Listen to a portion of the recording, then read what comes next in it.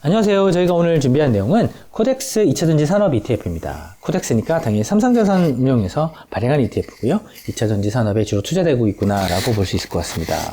그래서 이제 2차전지 같은 경우는 전기차 테마가 부상하면서 관심을 확 끌게 된 사실 산업인데요. 그러다 보니까 대표적인 기업들이 2차전지의 대표적인 기업들이 한국에서 유명한 회사들이 상당히 많이 나타났습니다. 보시는 것처럼 이 유명한 5개 회사만 하더라도 이 펀드의 거의 60%가 되고 있기 때문에 이 기업들의 주가에 따라서 이 ETF의 성과도 거의 결정된다라고 봐도 크게 무리 없을 것 같습니다. 그리고 워낙 인기가 있다 보니까 펀드의 규모는 1조가 넘고요. 거래액도 거의 500억에 육박하는 수준의 거래가 되고 있습니다. 문제는 성장주다 보니까 배당은 거의 있긴 있지만 거의 미미하고요. 운영 보수도 꽤 비싼 편에 속합니다.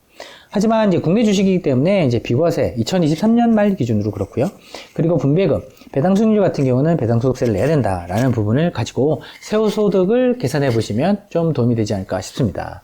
그리고 이런 이제 같은 경우는 대표 기업을 투자했을 때 에너지 솔루션, LG 에너지 솔루션과 한국의 지수의 대표 기업인 삼성전자를 놓고 봤을 때 비교해 보신다고 한다면 특이하게도 에너지 솔루션은 삼성전자보다 사실 낮은 성과를 기록했습니다. 2023년에 들어와서 그렇고요.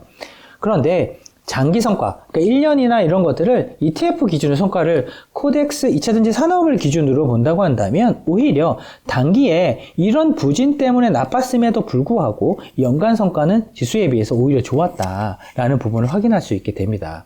따라서 개별 종목 하나만 투자했을 때는 상대적으로 이렇게 부진을 경험할 수도 있는데 이렇게 분산 투자를 한다고 한다면 이 에너지 솔루션 이외의 다른 종목들의 성과가 좋다고 한다면 분산 투자를 통해서 위험도 좀 분산이 되고 그리고 수익성에 있어서도 약간 이런 부분이 차별화되는 부분을 좀 섞어주면서 오히려 성과가 너무 부진한 것을 또 방어해주는 부분도 분명히 존재하는 것 같습니다.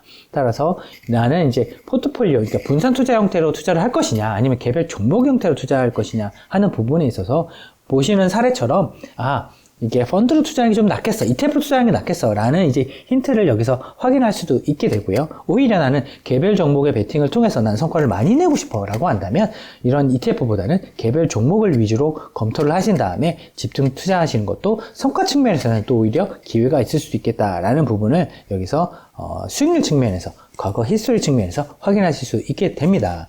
저희는 이제 이런 2차전지 산업들에 관련된 ETF들을 쭉 리뷰를 하고 있는 가운데 있는데요. 이런 이제 ETF별로 가지고 있는 전략이라든지 종목의 구성이라든지 이런 ETF를 만든 아이디어라든지 이런 부분이 다른 부분이 있는데 그 부분 역시도 저희가 좀 비교를 할 수 있는 그런 영상을 준비하려고 합니다. 그 영상에서 오늘 못했던 그리고 준비를 하고 있던 내용들을 조금 더 모아서 그때 영상에서 또 보충하도록 하겠습니다. 감사합니다.